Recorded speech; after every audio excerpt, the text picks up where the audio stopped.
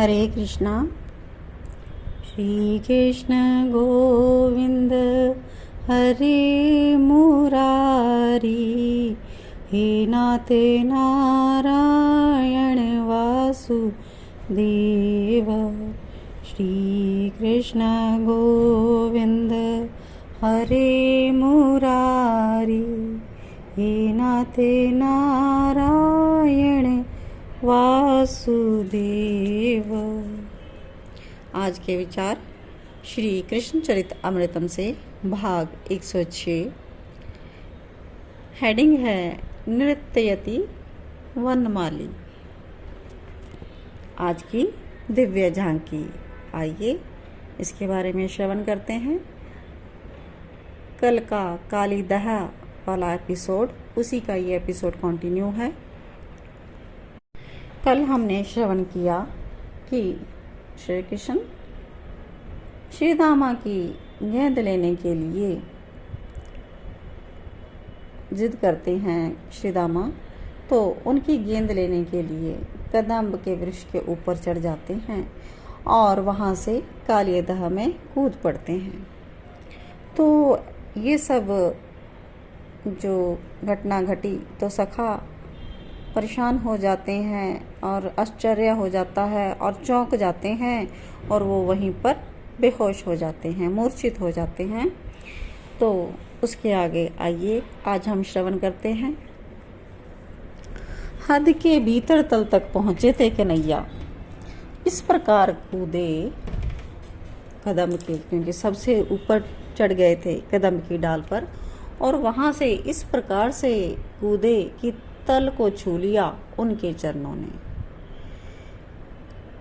कालिया नाग सो रहा था पर उसकी पत्नियां जागी हुई थी। वो अपलक देखती रही नंद नंदन को। उद्धव जी यह कथा विदुर जी को श्रवण करवाते हुए आज आनंदित हैं। गदगद होकर इन लीला कथाओं का गान कर रहे हैं। हंसे उद्धव। तात कन्हैया की रूप माधुरी से आज तक कोई बच ना पाया है। नाग स्त्रियों को भी इसने अपने रूप के पांच से बांध लिया। अहो, नाग पत्नियों ने आज तक ऐसा भुवन सुंदर रूप देखा ही नहीं था।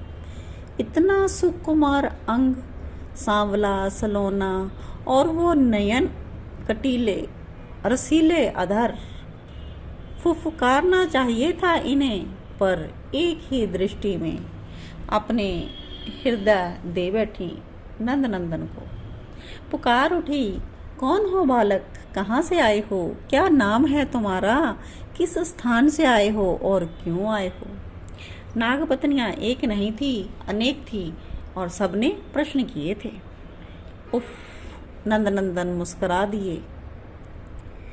मेरा नाम कन्हैया है, मैं यही ब्रज का हूँ। मेरे माता पिता ब्रजराज और ब्रजरानी हैं, मैं उन्हीं का पुत्र हूँ। कुछ देर रुके कन्हैया, फिर सोते हुए कालिया नाग को देखा। मुस्कुराते हुए एक चरण का प्रहार उसके देह पर किया। नहीं नहीं, ऐसा मत करो, सब नाग पत्नियां पुकार उठी। मैं तुम्हारे पति कालिया नाग को नथने आया हूँ। कन्हैया के मुखारविंद से ये शब्द सुनते ही सब कहने लगी, पर क्यों क्यों नाथ हो गए हमारे पति को। श्रावण आ रहा है, मैंने अपनी प्रिया श्री राधा रानी को वचन दिया है कि मैं कालिया नाग को डोर बनाकर बरसाने में कदम्ब के वृक्ष पर झूला ढूलूंगा और उसमें हम दोनों झूलेंगे। कन्हैया ने अपना प्रेम प्रसंग छोड़ दिया।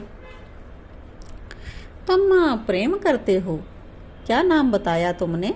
नागपत्नियां इतनी मुग्ध हैं नंद नंदन पर कि प्रेम से बात कर रही हैं।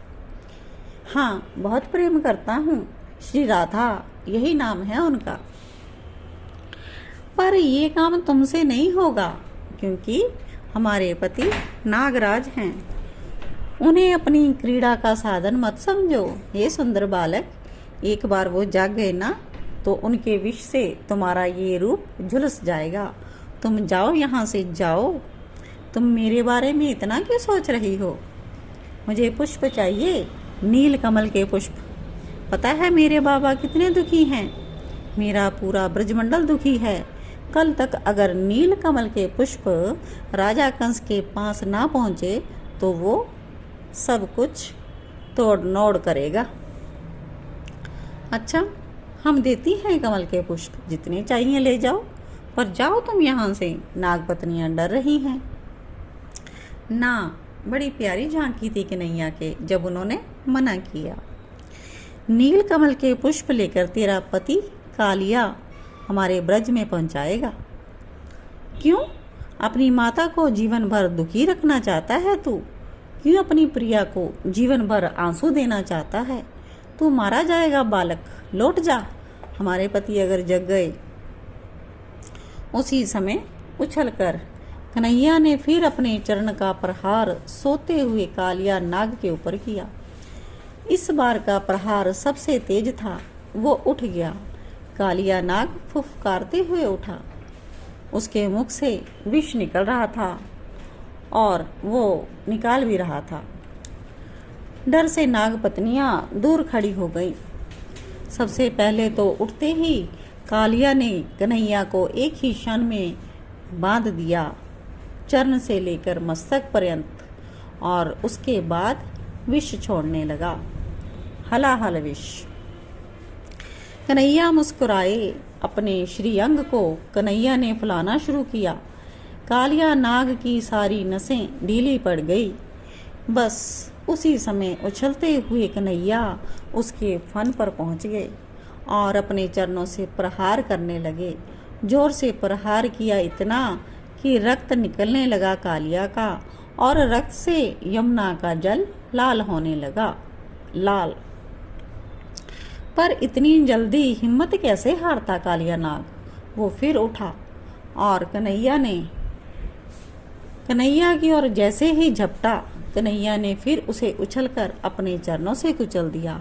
उसके फन को अपने हाथों से मसल दिया। अहो, ये क्या हो रहा है? नाग पत्नियां देख रही हैं। विष का प्रभाव इस बालक पर नहीं हो रहा। वो समझ नहीं पा रही। उसके पति थक गए हैं, उसके अंग शिथिल हो रहे हैं। कन्हैया ने अवसर देखा और कालिया नाग को पकड़कर ऊपर ले आए। उसे घसीट रहे हैं। अहो, अब आगे की झांकी। आगे नेक्स्ट सीन है। यहाँ पर स्वर्ग में गए थे देवऋषि नारद और वहाँ देवराज की सभा में नाच रहे हैं, वाद्य बजा रहे हैं। गंधर्वों को रोक दिया जाकर। कहा, तुम लोग यहाँ क्या कर रहे हो? अब वो कहते हैं, क्यों, क्या हुआ देवऋषि, क्या हो रहा है ब्रज में? देवराज को पता है देवऋषि ब्रज की ही बात कर रहे थे। हाँ, आज तो अद्भुत होने वाला है देवराज। कालिया नाग पर हमारे नंद नंदन नृत्य करने वाले हैं। हे गंधर्वो, यहाँ क्या वाद्य बजा रहे हो? चलो ब्रज में जाकर बजाओ, नंद नंदन को सुख मिलेगा और तुम्हारी कला भी धन्य हो जाएगी। देवऋषि की बातें सुनकर सब गंधर्व चल दिए और साथ में देवता भी। तो ये आकाश यानी कि देवता लोक का सीन है।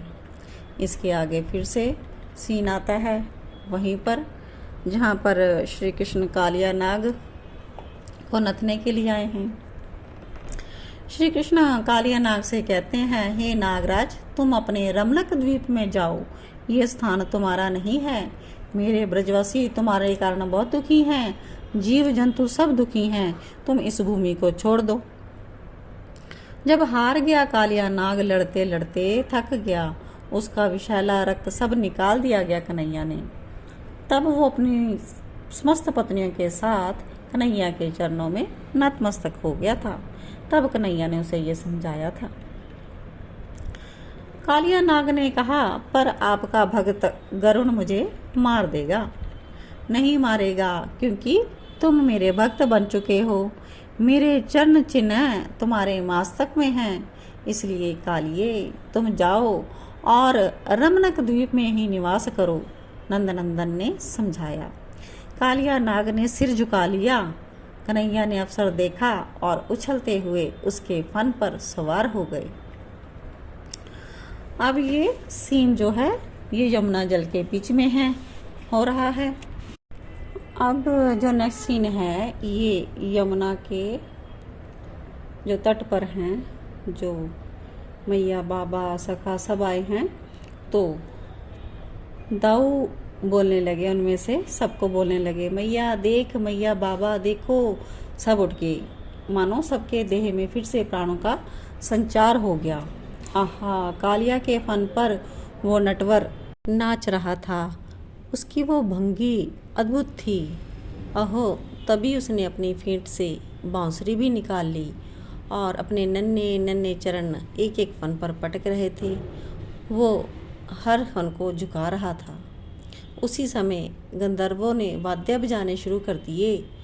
फन से रक्त की बूंदें फूट रही थी।